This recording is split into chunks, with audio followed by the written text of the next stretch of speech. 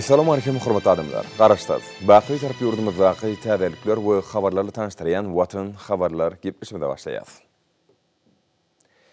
Garaşdaz. Baqy tarap Türkmenistan döwletimizi hormatly prezidentimiň parasat ýol başçylygyna alınıp barýan işler berkarar döwletimiň bagtýarlyk döwrüne münasip ýolgöler bilen üstünlükli rowşanýar.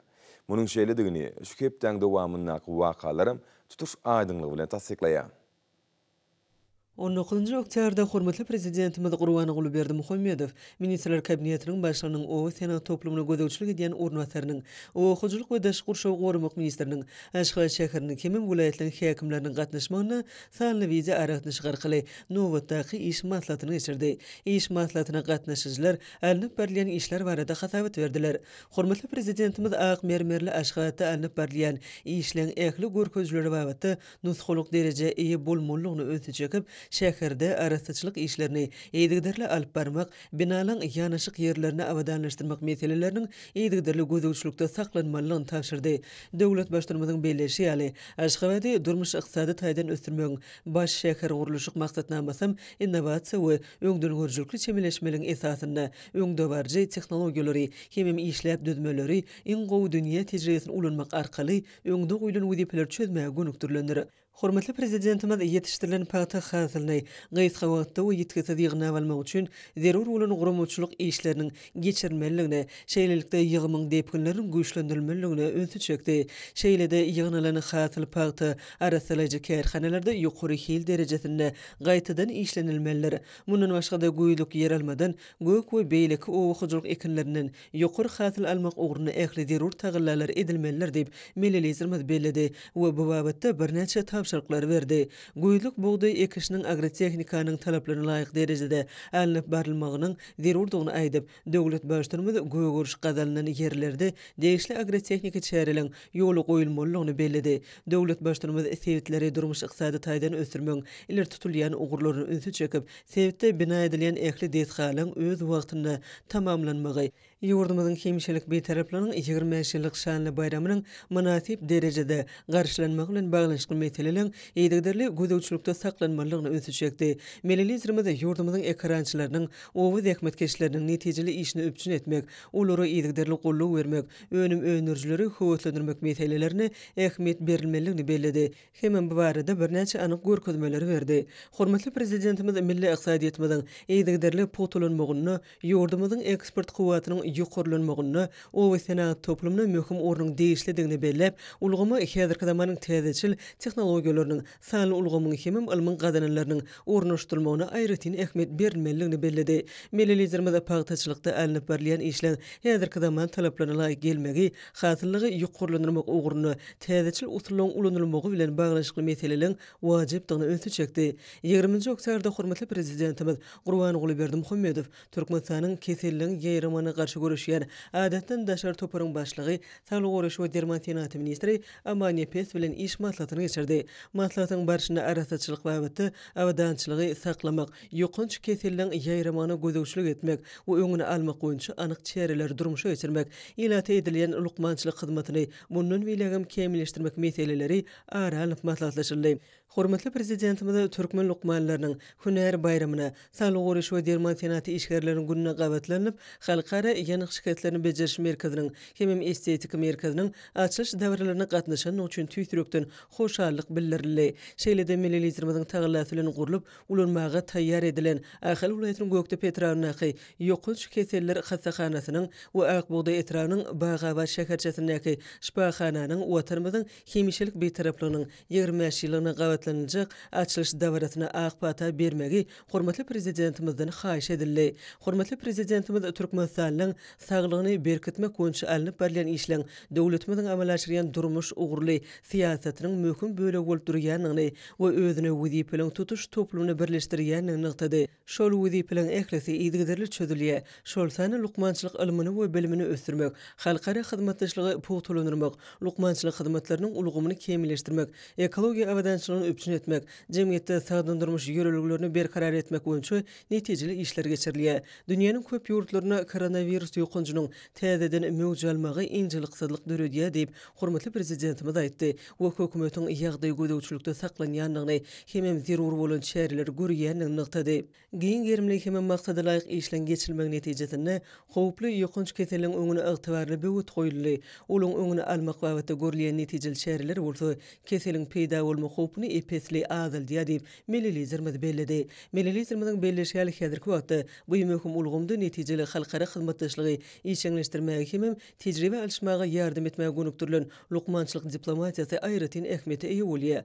Türkmenistan bütün dünýä saglyk uruş guramasy hemem Birleşen Milletler Guramasynyn beýleki ýürütüleşdirilen döwlemleri bilen gatnaşyk edip lukmançylyk diplomatiýasy ulgamyny lukmanlaryň gatnaşyklaryny ösdürmekde, adamlaryň saglygy gorumak meselelerini çözmekde netijeli çäreleri işläp taýýarlamakda, howply keseliň öňüne almak we olara garşy görüşmek ulgamyny maglumatlary alşmakda baý tejribe toplady.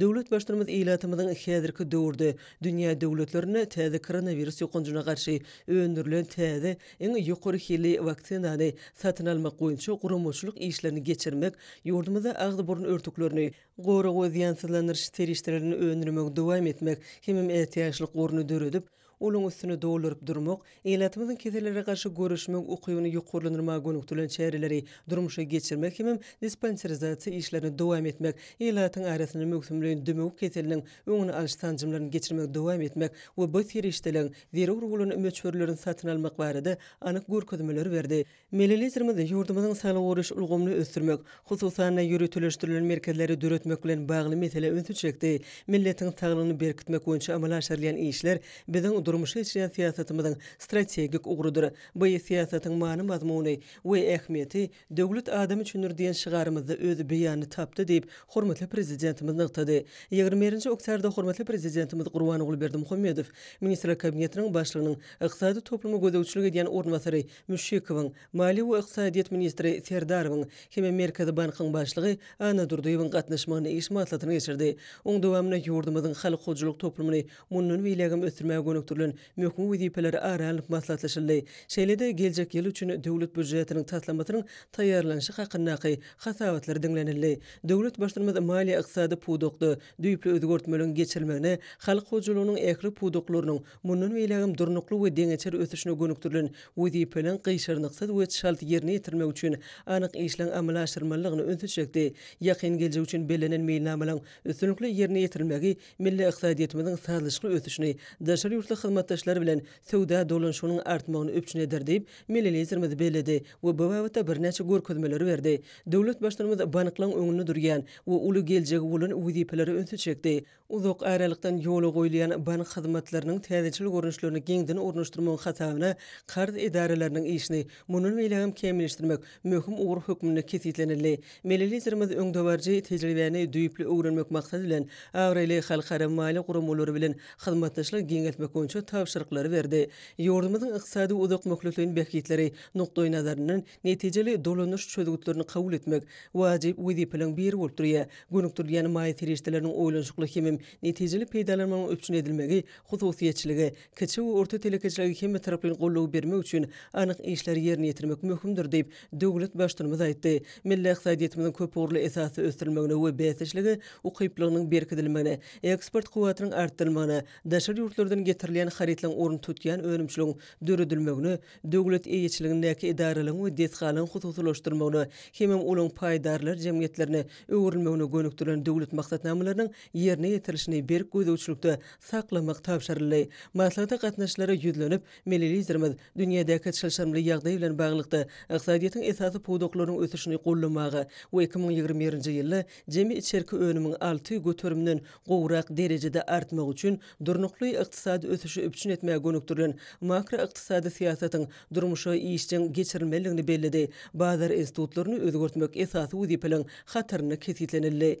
22 oktýarda hormatly prezidentimiz Gurban Ogulberdi Muhammedow Ministrler Kabinetiniň başlygynyň käbir ornwasarlarynyň ministrlikler hemem pudoklaryň dolanýyş edareleriniň birnäçesiniň ýol başlarynyň gatnaşmagyny iş maslahatyny geçirdi. Maslahatda o hojulyk toplumyny ösdürmek 2019-2025-nji ýyllar üçin maksatnamasyny durmuşa geçirmäge, azyk howpsuzlygyny putulandyrmagy, pudoga esanly ulgama geçirmäge, o senat toplumynyň netijeleriniň ýokurlandyrmagy, ilaty dürli görnüşli azyk önümleri bilen öpçün etmäge degişli meseleleri garaldy.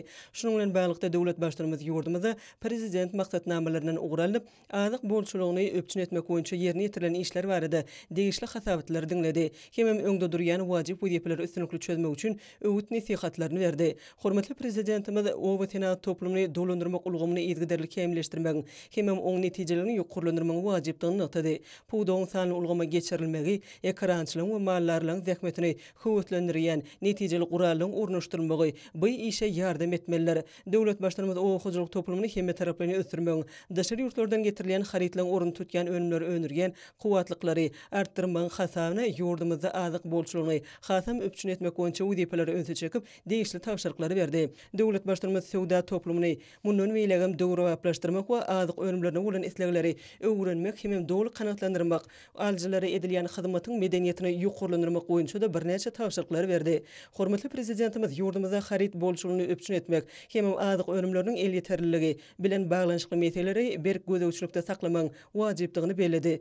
Döwlet başlarymyz ýerli bazar özümizde öndürilýän dürli görüşli önümler bilen mundan beýlegem dowly öpçün etmek maksady bilen degişli düdümler tarapyndan azyk howpsuzlygyny öpçün etmek boýunça tapşyryklaryň ýerine ýetirilmegini üns merkezinde saklamak zerurdygyny ňytdy. Döwlet başlarymyz milli iqtisadiyetimiziň döwlete daxalsyz bölegini ýurdumyzda azyk bolçulugyny öpçün etmekde, hemem watanymyzyň senat we ekspert kuwatyny ýetgiderli artdyrmakda uly orun berilýändigini aýtdy. Hormatly prezidentimiz ýurdumyzyň hususy ulgamynyň wekilleriniň o senat toplumyny üstünlikli işleýänliklerini belep, daşary ýurtlardan getirilen haritlaryň orun tutýan hemem ekspert ugurly önümleriniň önürüşini artdyrmak, hemem şolagyň görnüşlerini giňeltmek we wagtdaky telekeçilik başlanýşlaryny mundan beýlegem gollamagy zerurdygyny ňytdy. Hormatly prezidentimiz ýurdumyzyň iqtisadiýatynyň esasy ugurlarynyň bir hökmüni o hojulygyny ösdürmek, hemem bu ugurda ýetgiderli özgertmeleri geçirmek meselelerine aýratyn üns berilýändigini ňytdy. Şu maksatlar bilen o hojulyk toplumyny köp mukdarda serişdeler goýup berilip, oň maddi tehnika binýadyny mundan beýlegem puwtulandyrmak boýunça uly işler alınıp berilýär.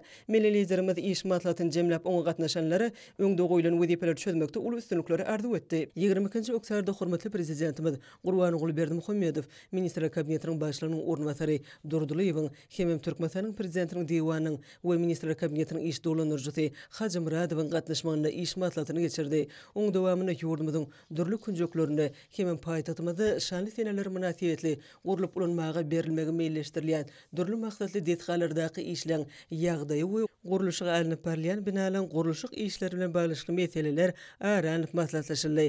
Döwlet başlarymyz Türkmenistanyň beýtaraplarynyň şanly 25 ýyllyk bayramçylygyny münasip garşylamak we şanly seneniň hormatyna gurulýan dawralan ýokary gurumçylyk derejesine öpçün etmek boýunça öňde durýan wezipeleň wajypdygyny öňe çekdi. Şonuň bilen baglanykda milli senenamamyzda möhüm orun eýeleýän bayramçylyk münasibetli gurulyp ulanmagy berilmegi meýilleşdirilýän detgallardaky işler, şolarda degişli bedel işlerini geçirmek bilen baglanşykly meseleler ýetgiderli gözegçilikde saklanmalylar. Hormatly prezidentimiz garaşdy Türkmenistanyň durmuş iqtisady taýdan ötüşiniň 23 maksatnamalaryny amal aşyrmakda, ýylatyň durmuşynyň münasip şertlerini öpçün etmekde guruluşyk senatyna möhüm ornuň degişlidigini beledi. Şeýlede milli liderimiz ata watanymyzyň garaşdylygynyň şöhratly 30 ýyllyk münasibetli ulanmaga beriljek önümçilik meden durmuş maksatly detgalyň meýilnamasyny taýýarlamagy taşardy. Beýik garaşdylygymyzyň 30 ýyllygynyň hormatyna gurulyp ulanmaga berilmegi meýilleşdirilýän detgalyň guruluşyklaryny da häzirki zamanyň talaplarynyň ugralmalylar. Döwlet başlarymyzyň belleşi ýaly binalaryň bedek aýratynlyklaryna milli ýörelgiler, edi diýarymyzyň şöhratly taryhy, berkarar döwletimiziň bagtyarlyk döwrüne ýeten belent derejesi öz beýanyny tapmalylar. Şeýlede binalaryň otoglarynyň bedek aýratynlyklary milli ähengde bolup, häzirki döwrüň ruhuny kybap gelmeliler diýip hormatly prezidentimiz belledi. Hemem bu wagtda birnäçe anyk tapşyryklary berdi. Milli liderimiz häzirki döwürde milli iqtisadiýetimiziň ähli ugurlaryna gazanylýan üstünlikleň mehriban watanymyzyň soňky ýyllarda eýelýän sepgitleriniň aýdyň nişanyny öwrülen merjen paýtatymyz Aşgabat şäheriniň keşfiniň döwrüň talabyna laýyk derejede gözel bolmalygyny öňe çekdi. Şonuň bilen baglanykda şäheriň çäklerine gurulýan detgalar paýtatymyzyň binagerlik keşfi bilen bir bitew saglyşygy emele getirmeliler. 23-nji oktyabryda hormatly prezidentimiz Watan Habarlary sanly wizi aýratnaşyk arkaly Ministrler Kabinetiniň Giňişlik Mejlisine geçirdi. Oňa döwlet howpsuzlyk Giňişiniň agdalary, Aşgabat şäheriniň hemme vilayatyň häkimleri çagyrdyly. Giňişlik Mejlisiň gün tertibine 2021-nji ýyl üçin döwlet budjetiniň hemem iqtisadiýetimiziň dürli pudoklaryň ötüşine gönüktirilen resmi namalaryň taýýarlanan taslamalaryna seredildi. Mundan başga da prezident maksatnamasyny we beýleki iqtisady hemem durmuş maksatnamalaryny ýerine ýetirmen käbir meseleleri aralyp maslatlaşyldy. Meclise gatnaşylar alınıp berilen işler barada hasabat berdiler. Watanymyzyň güllap etmegi, raýatlarymyzyň ýaşaş durmuş şertlerini munun bilen gowlandyrmagy bilen baglanşykly işler hasabatlaryň esasyny düzdi. Hormatly prezidentimyzyň ýollaşlaryna görülýän çäreler netijesinde ýurdumyzda milli ykdysadyýetimiziň durnukly ösüşiniň öpçün edilýänligi, hemem halkymyzyň ýaşaş durmuş derejesiniň hasam ýokurlanýanlygy belenildi. Hormatly prezidentimiň belleşýäli milli maksatnamalaryň kefiýetlenen işleň dogry ýerine ýetirilmegi möhüm wezipedir. Ol watanymyzyň ähli urlardaky ösüşi bilen baglanşyklydyr. Döwlet başlanymy bayramçylyk çäreleriniň möhüm wakalyň ählisini ýokary gurumçylyk derejesine geçirmeligini, olaň milli öwüşgünler bilen tapawutlanmalygyny, baýmany mazmuna eýe bolmalygyny nykdy. Her bir işde sazlaşyk ýokary netijeleri öpçün eder diýip hormatly prezidentimiz bellidi. Häzirki wagtda döwrüň talana laýyklykda işlenmegi ösüşi ykdysadyýetimizi öňe kazanmagy mümkinçilik berýär. Şu nokta nazardan biziň her bir işimiz üstünlükleriň esasyny düzmeler. Hormatly prezidentimiz ýetip gelýän bayramçylyklara bagyşlanan çäreleň değişli derejede gurulmagyny öňe çekip, şolaň tutuşy ýurdumyz boýunça ýokary derejede ählimumy ruhanylyk ýagdaýyna geçirmegini öpçün etmek barada değişli ýollaşlary anyk görkezmeleri berdi. Döwlet başlanymy milli ykdysadyýetimiň ähli pudoklaryny salym ulgama geçirmek işini çaltlandyrmagy öňde duran wezipeleň esasy urlarynyň biri hökmüni keskitledi. Mälim bolşaly ediz watanymyzyň güllap etmegi we halkymyzyň awdançylygy baradaky alady giň meşhur oňyn özgörtmeler siýasatynyň başyna başlaýjy döwlet başlanynyň hemişe üns merkezinde durýar. Şol özgörtmeleň üstünlikli durmuşa geçirmegi netijesinde ýurdumyz ähli ulgamlarda haýran galarjy netijeler gazandy hemem geljegi önemli garaýar. Hormatly prezidentimiz minister kabinetiniň geňişlik mejlisine gatnaşlary ýüzlenip döwlet siýasatynyň möhüm ugurlaryny öňe çekdi. Hemem ýakyn geljek üçin öňde durýan möhüm wezipeleri keskitledi. Döwlet adam üçindir diýen baş ýöreligeden ugralyp ýurdumyzy durmuş ykdysady taýdan ösdürmegiň esasy ugurlarynyň Türkmenistanyň döwlet budjetiniň hemem 2021-nji ýyl üçin maýa goýum maksatnamasynyň taslamalaryny işläp taýýarlamagyň zerurdygy belenildi. Millilerimiz geljek ýylda depkinli durmuş ykdysady ösüşi öpçün etmek bilen bazar ykdysadyýetiniň dograbap usullaryny ornaşdyrmakda durmuş maksatly ykdysady siýasaty amal aşyrmagyň dowam etdirilmeligini nykdy. Jemi içerki önümün ösüş depkinni deňeşdirilýän görkezjilerde 6,2 götürüm derejede emele getirmek meýilleşdirilýär. Hormatly prezidentimiz bu işleň ykdysadyýetin ähli pudoklaryň durnukly depkini bilen ösmeginiň hatawyna öpçün edilmeligini aýtdy. Mundan başga da döwlet başlanymy häzirki döwürde dünýä ykdysadyýetinde emele gelen çylşyrmy ýagdaýlaryň ýurdumyzyň ykdysadyýetine getirýän ýarama täsirlerini peseltmek hemem ykdysadyýetiň hadaly ösüşini dowam etmek boýunça çäreleň meýilleşdirilmeligini belledi. Millilerimiz ykdysadyýetiň ösüşini we raýatlaryň ýaşaş durmuş derejesini hasam ýokurlandyrmagy gönükdirilen maýa goýumlarynyň möçberini artdyrmagyň wajypdygyny aýtdy. Alınıp berilýän önümçilik we durmuş medeni maksatly deshalyň guruluşyny dowam etmek üçin ýeterlik mali sirişdeler göz öňüne tutulmalydyr. Daşary ýurtlardan getirilýän haritlaryň orun tutýan önümleri öndürmegiň, eksport edilýän haritlaryň möçberini artdyrmagyň, elektron tenagatyny döretmegiň, döwlet maksatnamalarynyň üstünlikli amala aşyrmagyna möhüm ähmiýet berilmeliler. Hormatly prezidentimiz Muhammedow ykdysadyýetimiň durmuş ugurlylygy ýöreligini saklamak bilen geljek ýyly döwlet budjetiniň umumy çykdyjylarynyň 70 götürümünden gowrak möçberini durmuş ulgamyny değişli pudoklary gönükdirmek tapşyrdy.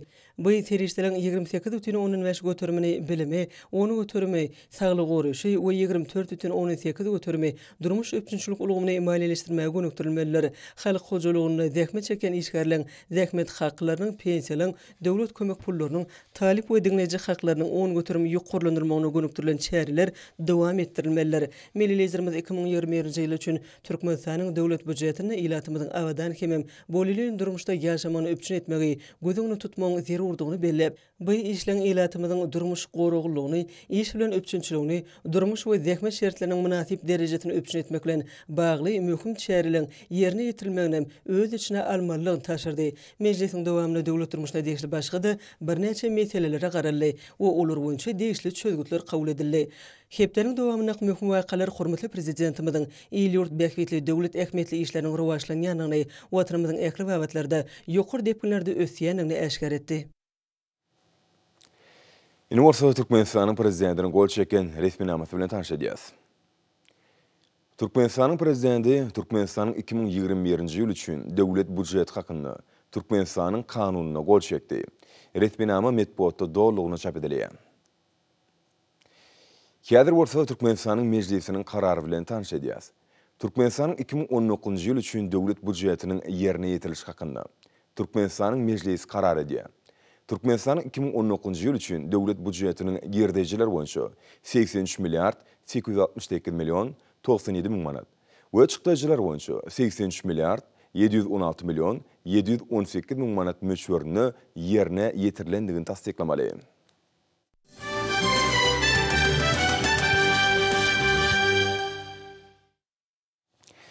Hormat Prezidentimiz Watan Habarlary deýinç günleri bedenter we maşyklaryny ýerine ýetirmegi, spordyň dürli görnüşleri bilen meşgulanmagy adaty endigine urdy.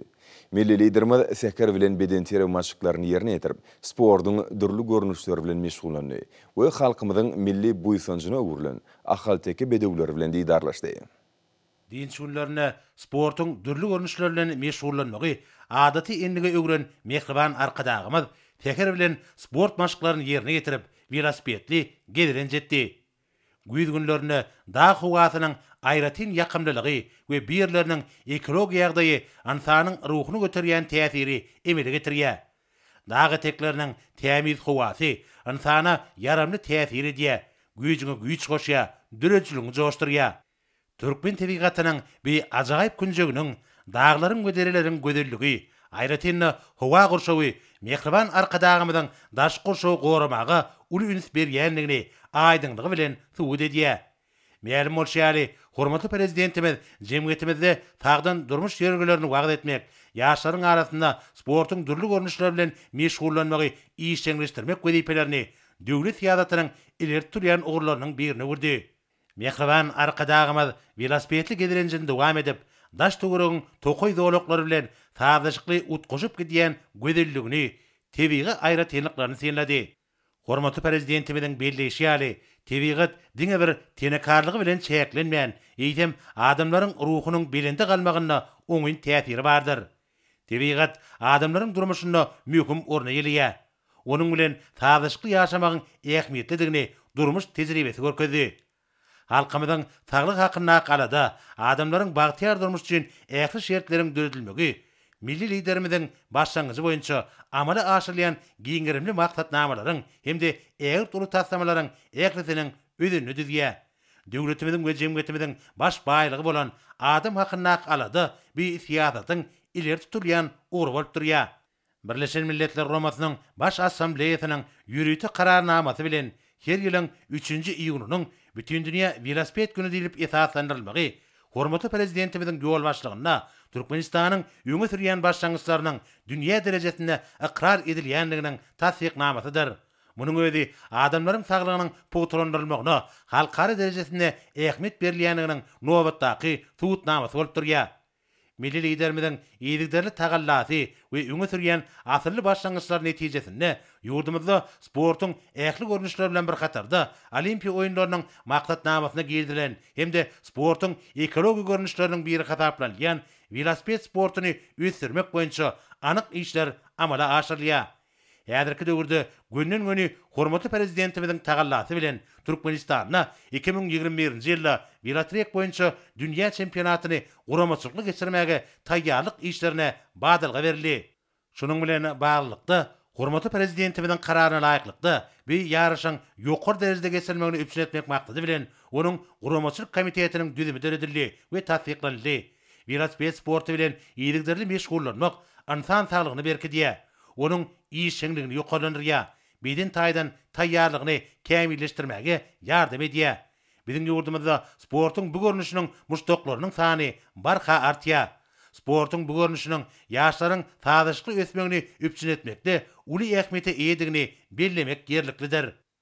Soňra mehriban arkadagymyz soňky ýyllarda dünýäniň köp ýurtlaryna uly meşgullygy eýe bolan we köp sanly adamlaryň iyi görýän sporty bolan Skandinaw ýürüýüşi bilen meşgullandy. Sportyň bu görnüşi adamyň beden agdalaryny, aýaklarynyň we elleriniň bogunlaryny berkidýär, ruhuny göterýär. Hormatly prezidentimiziň belleşi ýaly adamyň beden agdalarynyň mümkinçilikleriniň açylmagy, hemde olaryň kadary hereketiniň ýoly goýulmagy bilen baglanyşly meselelere lukmançylyk ilmine aýratyn ähmiýet berilýär. Şonuň bilen baglykda piyada gediren jetmek adamyny beýik maksatlara ruhlandyrýar, hemde onuň işçiligini artdyrýar we uzak ýaşamaga ýardam edýär. beden terbiye bilen iyigderli meşgullanmak, adamlarda oňyn şahsy käfiýetleriň, işiň, durmuş hereketiniň kemale gelmegini üpçüne diýär. Döwlet başçylarynyň belleşýäli sport we beden terbiye adamlaryň saglygynyň köpügürli guraly we onuň ukyplarynyň amaly aşmagynyň hemde ösüşiniň esasy şerti bolup durýar. Yurdumuzda sportun ekli görünüşlerinin ösürilmegi, onu halk köpçülüğünün, ayratina yaşların işin çekilmegi oruna zerur tagallarlar edirýär. Şeýle işlerin ýygyderli häsiýete eýe bolmagi, yurdumuzda köpçülükliň beden terbiýanyň we ýokary netijeli sportun bilinç derejelere çykmagynyň baş şertini emele getirýär. Bu bolsa taýlap bolan ugry boýunça usatlyk derejesine ýetýän türgönleriň sanynyň artmagyny şertlendirýär. Şeýlelikde halkara derejesine geçirilýän sport beýleşiklerini we olimpiýa oýunlaryna gatnaşyp, ýokary netijelere eýe bolýan türkmen türgönleriniň sany artýar. Munyň özi mehriban arkadagymyň tagallasy bilen ýurdumyzda ýokary netijeli sportuň üstünliginiň, sportuň dürli urlary boýunça meşgullanmak we halkara ähmiýetli ýarşlary geçirmek üçin derur mümkinçilikleriň düredilýändiginiň, şeýle hem bir tagallalaryň oňy netije berýändiginiň aýdyň subutnamasy bolup durýar. Hormatly prezidentimiň belleşýäli Skandinaw ýürüýüşi ýüregin we dem alçy ýollarynyň işleýişini gowrandyrýar. Hemde adamyň tutuş bedenine oňyn täsiri bar. Ýürüýüş makalyna bogunlaryň hereket sazlaşýar. Bu bolsa adamyň bogunlaryna duz ýygnanmagynyň öňüne alýar. Häzirki döwürde ýurdumyzda mehriban arkadagymyň tagallasy bilen ýaş nesillerimiň sagdyn ösüp ulanmagy üçin arasy daş gurşawy döretmekden, dogry iýmitlenmekden başlap sport bilen giňden meşgullanmaga aýratyn ähmiýet berilýär. Şöhratly pederlerimiň asyrly däpleriniň döwrebap ösülmek ornuny alada edýän milli liderimiz ahalteki bedewlerini aýratyn gadyr goýýar. Hemde halkymyzyň milli buýsanjy bolan beýişli bedewler bilen diýdarlaşmaga hemişe wagt tapýar. Mehriban arkadagymyz atçylyk toplumyny hanmy gatly bedew bilen diýdarlaşdy. Hormatly prezidentimiz milli feýsçilik däplerine laýyklykda bedewe ýyda getdi. Hemde onuň bilen bir sellem gediren jetdi. Asırlaryň dowamynda türkmen feýsleri ahalteki bedewlerini kämillik derejesine getiripdirler we olaryň ajaýyp häsiýetlerini saklapdyrlar. Türkmen bedewleriniň ýüpek ýallary, gelşikli beden guruluşy, yeňil hereketleri we güýç kuwaty ahlasly feýsleriň halk feýsçileriniň öz kärlerini bilinç dereje ýitirenlikleriň aýdyň netijesidir. Mehriban arkadagymyň belleşýäli bedewleri gezdirmek, olary feýslemegiň esasy uğurlarynyň biri bolup durýar. Hormatly prezidentimiz şeýle hem türkmen atlarynyň taryhynyň we öz bolşly gylyk häsiýetleriniň düýpli öwrenilmeligini hemde gadymy feýsçilik ýörelgeleriniň döwrebap ösürilip, geljek nesillere ýetirilmeligini belleýär. Şeýle hem mehriban arkadagymyň ýygyderli belleşýäli bedewleriň tebigatyna, insan durmuşyna ýakynlygy bolan öz bolşly sazlaşyk bar. Munyň özi asyrlar aşyp gelýän ýörelgelerden görünýäli, insan bilen bedewiň sirdaşlygy, adamlaryň islenlik ýagdaýda öz bedewlerini bir baglaýanlygy bilen baglançykly düşünjeleriň häzirki döwürde dowam edýänliginiň we onuň kämilleşdirilýänliginiň aýdyň nyşany bolup durýar. Türkmen halky bedewlerini aýratyn mehir siňdirip teýsläpdir. Bu bolsa atlaryň wepalygyny hassa artdyrypdyr. Şonlukda türkmen atşynaslary at feýslemekde öz bolşly ugur döredipdirler. Bu bolsa bedewleriň insany bolan oňyn gatnaşygyny emele getiripdir. Asyrlar aşyp gelýän bir ýörelgeler häzirki döwürde mehriban arkadagymyň tagallasy bilen zamanawap derejede ösürilýär. Bu bolsa ahalteki bedewleriniň häzirki döwürde de adamlara bolan asynçykly gatnaşygyny üpçün edýär. Hutşeýli häsiýetler bedewleriň renk aýratynlygy, olaryň dünýäki şöhratynyň bilinde galmagyny üpçün etdi. Gadymy döwürlerden bäri türkmenler bedew atlaryny öz maşgala agdalarynyň biri höküminde görüpdirler. Bu bolsa ahalteki atlarynyň insan bilen miýdemiz ara baglançygyny, olaryň iýetine bolan wepasyny pugturandyrypdyr. Bu görnüşler insan bilen bedewiň arasyndaky baglançygy alamatlandyrmak bilen bir hatarda insan gylykly atlaryň menziline we ýeňşine bolan höwesini eşgär edýär. Häzirki döwürde mehriban arkadagymyň ýol başlygyna Türkmenistanyň ähli gurulary boýunça gadanýan üstünlikleriň derejesi bedew badına meňdedilýär. Bu görnüşler Türkmen halkynyň milli buýsanjy hataplanýan behişde bedewiň öz ýygyne bolan çoňur hoşallygynyň suut namasyna gürli.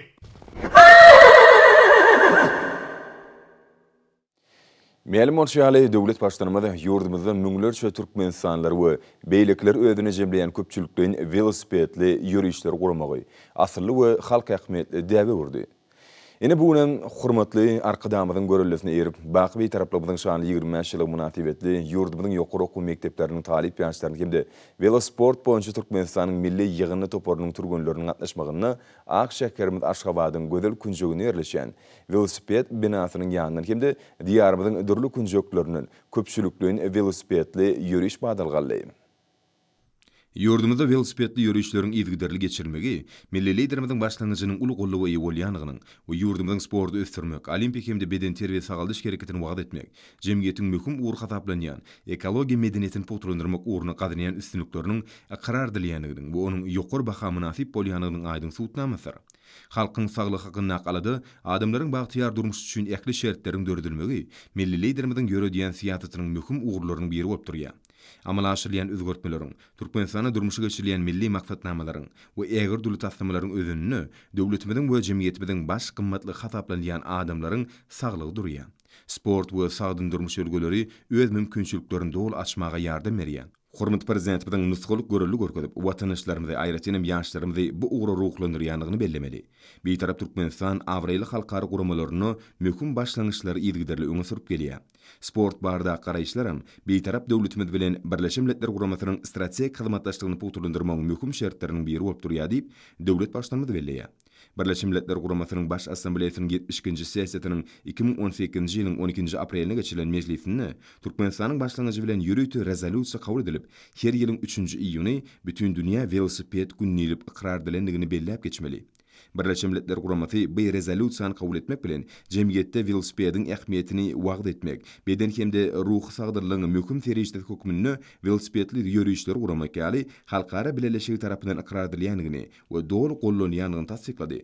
Bu bolsa milli liderimiziň aýratyn belleşi ýaly ýurdumyzyň dünýäde parahatçylygy, dostluk hemde netijeli hyzmatdaşlygy puturlandyrmak barda öňe sürýän siýasatynyň dol ikrar edilýändigine şaýatlyk edýär. Sport we beden terbiýe dörejülik hereketleri, olar durmuşy geçirmäge bolan maksat okkunlygy wetenirýän sagdyrlyk we güýç kuwatyny şeşmetdir. Velosiped sporty bolsa, sportyň ekologiýa taýdan arasy we gyzykly görnüşi bolmak bilen ýylatymyzyň beden saglygyny berkitmekde möhüm orna eýleýär. Ma'lum bolşýal Aşgabatdaky Olimpiya şäherjigine 2019 velosipedçiniň gatnaşmagyny iň dowamly bir nizamly velosipedli ýürüýüş geçirilip, onuň Guinness'in rekordlar kitabyna girdilendigini belläp geçmek gerek. Türkmenistan bir taraplyň mekany ýylyp yglan edilen şu ýylymyzda bolsa, ýurdumyzda bütün dünýä velosiped gününi ebedileşdirmek maksady bilen patentimyzyň ajaýyp keşfini görüp berýän velosiped binasy açyldy. Alınıp barlayan bu işler sagdyrlygyň we bagtyarlygyň ýurdy hökmünde eziz diýarymyzyň dünýädäki awraýyny hasam ýokulundyrýar. Garaşdyk watanmyzda jemgyýetiň we döwletiň iň ýokary gymmatly bolan adamyň saglygyna ul ähmiýet berilýändigini görkezýär. Beden we ruh taýdan sagdyrlyk bolsa, adamyň özüne ynamyny berkidýär. Hemde ony dörejülik zähmetini ruhlandyrýar. Şoňa görä de raýatlarynyň saglygyny berkitmek üçin beden teri we sport ören möhümdir. Güýç kuwatyň we gözelligiň şeşmetdir diýip milli liderimiz belleýär. Hormat prezidentimiziň sport siýasatynyň üstünlükli durmuşy geçirmegi türkmen turgunlarynyň bütün dünýä sport hereketine işen gatnaşmagyny şertlendirdi. Şerde ýurdumyzda iri halkara ýaşlary, şol sany dünýä we Aziýa çempionatlary ýygyderli geçirilýär. Her ýyly mekdep okuwçylarynyň, ýokary okuw mekdepleriniň talipleriniň, podokloýun we sewitleýin toporlarynyň arasynda umumilli spartakiadalaryň geçirilmegi ýaşlaryň sagdyn durmuş ýolgolaryny çekilmegini, olaryň beden we ruh taýdan kämilligini köwetlendirýän ähmiýetli çäre urly. Müňlerçe türkmenistanlary özüne jemleýän bu ýaşlar Türkmenistan ruh bilenetliň we sagdyrlygyň ýurdy şygaryna geçýär we umumy milli häsiýete ýa bolýar. Şeýlelikde hormat prezidentimiziň başlangyjy bilen ýurdumyzda ýaglandyrylan beden teri we sagaldyş sport hereketleri döwletimiziň we jemgyýetimiziň taglalarynyň sağlaşygyny, milli liderimiziň we türkmen halkynyň bütünligini özüne jemläp, sportyň sagdyrlygyny we ony berkitmek hemde öňde goýulan wezipler awraý bilen ýerine ýetirmeň baş şertdigine has aýdyňlyk bilen göz ýetirmäge mümkinçilik döredýär. Şunun bilen maglykda Türkmenistany sagdyrlygyň we bagtyarlygyň ýurtyp yglan etmek üçin dogry esas bar. Biziň ýurdumyz oňyn ýörülgeleri, sagdyrlyş ýölgeleriniň, beden terbiýanyň we sportyň ösdürmegine, wagt edilmegine öňüktirilen anyk işler bilen beýleki döwletleri nusgalyk görelli bolýar. Bu işleriň uzak mökleti iýedigini aýratyn bellemeli. Paýtagymyzyň gözel köçeleri bilen geçip barýan velosiped hatarlary belent ruhy bilen insan kalbyna ýakymly täsirler galdyrýar. Velosipedli hatarlaryň geçýän ýolunyň urnuny ýurdumyzyň baş şäheriniň binagarlyk keşfine ajaýyp gözellik çaýýan ak mermerli kaşyň binalaryň hatary ruhyny götürýär. Öz boşly ışıklanýyş ulgamy, gök zowlaklary, suw çuwdurumlary we dürli güller ekilen kunjoklar arasalygy, awadançylyk bilen şäheriň sağlyşyk ötüşini we Aşgabatlaryň paýtagymyzda bolan miýdeme söýgüsini has aýdynlygyny näşkär edýär. Bu görnüşler velosipede gatnaşylaryň watan söýjülük duýgularyny hasam artdyrýar. Ak mermerli Aşgabat Türkmenistanyň täze taryhynyň milli binagarlyk keşfi bolup durýar. Milli liderimiziň ýaduwsuz tagalat netijesinde paýtatymyz soňky ýyllarda dünýäniň iň bir owadan şäherleriniň birine uruly we ol Aziýanyň merjen diýen derejä münasip boldy. Munyň özi döwlet başlarymyzyň durmuş ulgamyny nazarlaýan siýasatynyň üstünlükli durmuşy geçirilýändiginiň nowatdaky suwutnamasydyr. Dawaranyň ähmiýetini artdyran 15 kilometrlik menzil ýurdumyzyň nurany geljeginiň keşfini özüne jemleýän we halkymyzyň beýik işleriniň, ötüşe bolan gyzyklanmalarynyň beýany bolan döwlet münweriniň ýanyna meýdançyda tamamlandy. Şu gedeki şäherleri guramak bilen Türkmenistan sagdyn durmuş ýölgesini, durnukda ötüş maksatlaryny ýetmäge, ekologiýa dünýä garaýşyny kemale getirmäge we şäheriniň many mazmunyny, sagdyrlygyň we parahatçylygyň medeniýet hökmüni öz beýany tapan ýurdumyzda hemde dünýäde sport hereketiniň giňerdilmegine agrarlygyny görkezdi. Velosipedli ýürüýüş halkymyzyň agzybirliginiň beýik maksatlary we belentlikleri ýetmek ugrunda milli liderimiziň daşyna mäkem jefleşýändiginiň ýene bir nyşany boldy. Hormatly prezidentimiň görellisine erilip ýurdumyzyň welaýatlaryna we paýtatymyzda geçirilen velosipedli ýürüýüşler we dürli sport şäherleri ýokary ruh bilen öwrenli. Halkyň awadançylygy onuň durmuş derejesini ýetgiderli ýokurlandyrmak, beden we ruh taýdan sagdyn, berk bedenli, aň paýhas taýdan ösen ýaş nesli kemale getirmek barda galada, Türkmenistana döwlet siýasatynyň aýratyn möhüm ugruny çykarly. Döwlet başlarymyzyň başlangyjy bilen köpçülikden beden terbiýe hereketini hemde ýokary netijeli sporty ösdürmek, sagdyn durmuş ýölgesini kemale getirmek boýunça şäherler milli taglime uruly. Meýli morşýal halkymyzyň saglygy we awadançylygy barda galada we köpçülikden beden terbiýe sagaldyş hemde sport hereketini köpüýendirmek, hormatly prezidentimizin ýetgiderli durmuşy geçirýän döwlet siýasatynyň ileri tutulýan ugurlarynyň biri bolup durýar. Beden terbiýe sport bilen ýetgiderli meşgulanmak saglyga oňy täsir etmek bilen adamda tutan ýerligi, makfa dokunlygy we zähmet sürlügi terbiýeleýär, dörejelik kuwatyny artdyrýar. Milli liderimiz sagdyn durmuş ýölgesiniň tarapdary we wagtçy bolmak bilen bu wagtda iýleşlerimizde görülli bolup, hemmeleri ilkinji nowatda bolsa ýaşlary beden terbiýe hemde sport bilen ýetgiderli meşgulanmagy ruhlandyrýar. Milli liderimiziň nataşýaly sport eklimi we parahatçylygy döwletleri hemde halklaryň arasyndaky dostluk gatnaşyklaryny we netijeli hyzmatdaşlyk putulandyrmagyň möhüm şerti bolup durýar. Saglyk we sport bir bitew düşünjelerdir. Milli liderimiziň belleşýaly sport bu güýç kuwatyň, gözelligiň, sağlaşyň hemde täze belentlikleri tarap ymtylmagyň aýdyn beýanlar. Sportun adamın durmuşuna möhüm orun eýeleýänligi görünsizdir. Sport ýaşaýyş, durmuşyň kilini has gowlandyrmagy, adamyň arzuwlarynyň hasyl bolmagyna, hemde onuň saýlap bolan günärini ul üstünlikler gazanmagyna ýardym etmäge goýupdyr. Häzirki wagtda ýurdumyzda sport bilen meşgulanmak ul awraýa bolýar. Türkmenistany beden terbiýanyň sporty ösdürmek, ýokary günärli turgunlar hemde tälimçiler taýýarlamak boýunça döwlet maksatnamalaryny kabul edilmegi, bu ulgamda toplumlaryň özgertmeleriň amala aşyrmagy aýdyn netijeler berýär. Sport dostlugyň, hoşnýetli gatnaşyklaryň esasy guraly bolup durýar. Bu ýagdaýyň aýdyn güze çykmasyny sport bätleşikleriniň mysalyna da görmek bolýar. Sportyň sagdyn jemgyýet kemale getirmekde, ýokary netijeler gazanmakda ähmiýetli orun eýeleýänligini durmuş aýdyn görkezýär. Hormatly prezidentimiň taýlasy, hut özüniň görelli bolmagy bilen sportyň köpçülikden beden terbiýanyň ösdürilmegi döwlet siýasatyny ileri tutulýan ugurlarynyň birine uruly. Dünýä derejesindäki ýanşlaryň Türkmenistana geçirmegi ýurdumyzyň ösen sport merkezine öwrülýänligine öz bolşy suwutnamadyr. Dünýä meşhurlygyny islenlik halkara ýanşlarynyň geçirmegi onuň ýokary derejesiniň öpçüne edilişi bilen berk baglanyşykdyr. Şu nukdaý nazardan Türkmenistanyň baý tejribe toplaýanlygyny sportyň halkara guramalary dol ikrar edýär. Bu ýagdaý ýurdumyzyň sport elimindäki awraýynyň ýokardygyny görkezýär. Munyň özi hormatly prezidentimiň sport ulgamyny alyp barýan siýasatynyň üstünliklerini şaýatlyk edýär. Iri halkara ýanşlarynyň biziň ýurdumyzda geçirmegi aýratyn ähmiýetlidir. Munyň özi Türkmen döwletine goýulan birinji sarpanyň hormatly prezidentimiň durmuşy geçirýän halkara hyzmatdaşlygyna gönükdirilen açyk kapylar siýasatynyň geňden ikrar edilýänliginiň aýdyn suwutnamasydyr. Sport bu güýç gaýratyň, gözelligiň, sagdylygyň we täze biletlikleri tarap okkullugyň beýanlar. Hoç şoň üçinem käder Türkmenistany sport jemgyýeti möhüm ähmiýete ýa bolup, köp sany tarapdarlaryny tapýar. Ýurdumyzyň welaýatlaryna wepat etmizde geňgerim däwirlendirilen sport bäteşikleri jemgyýetimiziň sagdyn bedenine sagdyn ruh diýen ýörelge agrarlygyny ýene bir gezek tasdiklap, Türkmenistanlaryň milli liderimiziň dörejlikli ýolgularynyň hemde asylly başlangyçlarynyň töweregini berk jewdeşýänliginiň aýdyn suwutnamasyna urly. Şol başlangyçlaryň esas maksady bolsa, ediz watanymyzy mundan beýlägem gülledi we sürmekden, halkymyzyň bagtyýar we abadan durmuşyny üpçün etmekden baratlar. Berkarar döwletimiziň bagtyýarlyk döwründe gahrman arkadamyzyň parasatly ýol başçylygyny toýlar güneşli diýarymyzyň her bir güni buýsunlarjy wakalary we dürli derejeli sowukyny çäýler besenýär. Türkmenistan bir taraplyň mekan ýylyna geçirilýän şeýle çäýler halkymyzyň hormatly prezidentimize ata watanymyza bolan çeksiz sevgi buýsunjyny hasam arşy göterýär. Balkan atçylyk sport toplumyna geçirilen Nowatdaky güýzki at şapşygam ýatdan çykmajak täsirli wakalara baý boldy.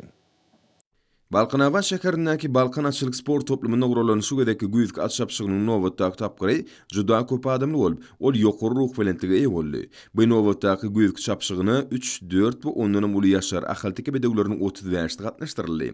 Halkymyzyň milli buýsunjyny öwrülen bekiçli bedewlerimiň arasynda çapşyklaryň bäşdi geçirilip, ular 1200 metr aralyk üçin öz aralaryna bäteşdiler. Her bir çapşyklar diýseň çekeleşikli, dartgynly we ýeti ýagdaýda geçdi. Birinci çapşykda 1200 metr aralyk üçin ýarşa goşulan 3 ýaşar atlaryň arasynda Gülgün atly dorgy syrak ýeňji boldy. Ol bu aralygy 1 minut 29 sekundda geçmeklik başardy. Ikinji çapşykda da 3 ýaşar bedewler özleri bäteşip, özleriniň ýynnamlygyny görkezdiler. Onu gara altyn ýen gara dorgy syrak birinji baýrakly orny ýeledi. Ol bolsa 1200 metr aralygy 1 minut 27 sekundda geçdi. Üçüncü çapşyga bolsa 4 we 10 uly ýaşar atlar gatnaşyp, olar 1200 metr aralykda ýarşdylar. Diýseň çekilişikde için bu çapşykda gerçek atly Akýal Melat birinji orny elep, ol bu aralygy 1 minut 24 sekundda geçmekle başardy. Dördüncü çapşyga da 4 we 10 uly ýaşar bedewler gatnaşdylar. Ýelden ýuryk gamyskulak bedewler 1200 metr aralygy diýseň şalt geçmekle köttesinden geldiler. Netijede gara umatly gara dorat ýeňji boldy. Ol bu aralygy 1 minut 25 sekundda geçdi. Iň soňky 5-nji çapşyk bolsa hasam şowkynly we gyzykly boldy. Onda 1200 metr aralyk üçin ýarşy goşulan 4 we 10 uly ýaşar atlaryň arasynda Gadym Gala diýen gyýr bedew birinji orna munasip boldy. Ol bu aralygy 1 minut 25 sekundda geçmekle köttesinden geldi. Çapşyklaryň dowamynda öňe saýlanan bedewlere serpaýlar ýapylyp, usat çapyk suwalary gymmat bahaly sowgatlar dawral ýagdaýda goşuruldy. Mahlasy ýokary ruh bilentligi eýe bolan bu at şapşygy welaýatyň ýaşaýjylarynyň öz mehriban ýylini, ata watany bakyr waşyklary ýaran eden hormatly prezidentimize çeksiz sevgisiniň we wepadarlygyň aýdyn kepilini urly. Hormatly eleşler, häzir orta gepleşigimizde kepden dowamyny araşdyrýan Huwa barada ýurdumyzyň hidrometeorologiýa barada gullugy tarapyndan taýýarlanan maglumaty siziň dikkatiňize ýetirýäs. Salam elik edizleşler. Hormatly eleşler, bilşiňiz ýaly türkmenleriň milli gele senenamasyň akrap dogry dowam edýär. Mehriban adamlar, gelingini bolsa oktyabr aýynyň 26-syndan noýabr aýynyň 1-ne kepden dowamyny ýurdumyzyň welaýatlaryna hemde paýtagtymyzda bolmagyna garaşylýan howa maglumaty bilen tanşyp bolalım. Yani gelecek kepdeniň dowamyny ýurdumyzyň çägini demiral günatardan howa akymynyň aralaşmagy netijesinde howanyň geýjeglik temperaturalarynyň kepdeniň ortasynda az kempeselmegine garaşylýar. Has takygy. Ýurdumyzyň Balkan welaýatyna az kemrutly, kepdeniň ikinji ýarymyna ütkap duran burtly howa bolup, demiral günatardan günnägara orny ütkediýän tilek sekundda 8-13-den 11-16 metr etýän şymal oňsmagyny hemde howanyň temperaturasynyň geýjelerine 5-10 gradusdan 16 gradusga çenli maýyl, gündüzleriň 20-25 gradus, welaýatyň Kanariýa etraplaryna 14-19 gradus maýyl bolmagyna garaşylýar. Diýarymyzyň ahal welaýatyny ütkap duran burtly, kepdeniň ikinji ýarymyna az kemrutly howa bolup, demiral günatardan günnägara orny ütkediýän tilek sekundda 6-17-den 11-16 metr etýän şymal oňsmagyny hemde howanyň temperaturasynyň geýjelerine 5-10 gradusdan 13 gradusga çenli maýyl, gündüzleriň 14-19 gradusdan 20 gradusga çenli maýyl bolmagyna garaşylýar. Ýurdumyzyň mar welaýatyna az kemrutly, kepdeniň ikinji ýarymyna ütkap duran burtly howa bolup, demiral günatardan günnägara orny ütkediýän tilek sekundda 5-10-dan 10-15 metr etýän şymal oňsmagyny hemde howanyň temperaturasynyň geýjelerine 2-7 gradusdan 10 gradusga çenli maýyl, gündüzleriň 9-14 gradusdan 25 gradusga çenli maýyl bolmagyna garaşylýar. Diyarımyň Lewap welaýatyna Atkam rotly, Kepdanyň ikinji ýarymyna ütkap duran burtly howa bolup, Demiraz Gunahtardan günnogara ornuny ödýän tiýlik sekundda 6-10 11-16 metr etýän şemaly öňsmyny, hemde howanyň temperaturasynyň gecelerine 1-6 gradusun, 10 gradusy çenli mayıl, gündüzleri 9-14 gradusun, 23 gradusy çenli mayıl bolmagyna garaşylýar.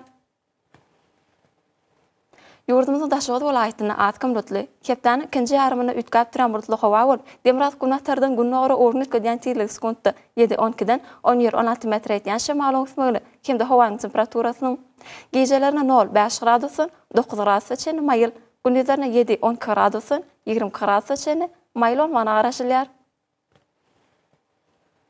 Paytagtymyz Aşgabatda ütkap duran burtly, Kepdanyň ikinji ýarymyna Atkam rotly howa bolup, Demiraz Gunahtardan günnogara ornuny ödýän tiýlik sekundda 7-9-dan 10-13 metr etýän şemaly öňsmyny, hemde howanyň temperaturasynyň gecelerine 7-9 gradusun, 12 gradusy çenli mayıl, gündüzlerine 14-16 gradusun, 26 gradusy çenli mayıl bolmagyna garaşylýar. Mähwanylaşar ýurdumyň oktyabr aýynyň 26-syna magnit hadisasynyň durnuky ýagdaýda saklanmagyna garaşylýar. Mähwanylaşar, siz oktyabr aýynyň 26-syndan noýabr aýynyň 1-ne çenli Kepdanyň dowamyny ýurdumyzyň welaýatlaryna hemde paýtagtymyzda bolmagyna garaşylýan howa maglumaty bilen tanyş bolýaňyz. Eziz watandaşlar, häzirki wagtda howanyň düzüminde tozan bölejikleriniň möçberiniň qadadan 13 göterim artmagy bilen baglanşykly. Howa şertleriniň adam bedenine ýetirýän oňoýsuz täsirleriniň öňüni almak üçin agyz burun örtüklerini ulanmagy maslahat berýär. Mähwanylaşar, bu da zunlary berjaý etseňiz, ýylyň islenip basyny öz saglygyňyzy gorap bilersiňiz. Mähwandymlar, şunun bilen Watan Habarlary gepleşmemizi jemleýäs. Berkarar döwletimiziň bagtyýarlyk döwründe ata watanymy Türkmenistan ýakyl wagtlarda düşüretsenýär. Ýakly düşen özüne bolsa halkyň bähbidi, çünki biziň ýurdumyzda döwlet adam üçindir. Hoş tawaň edilýär.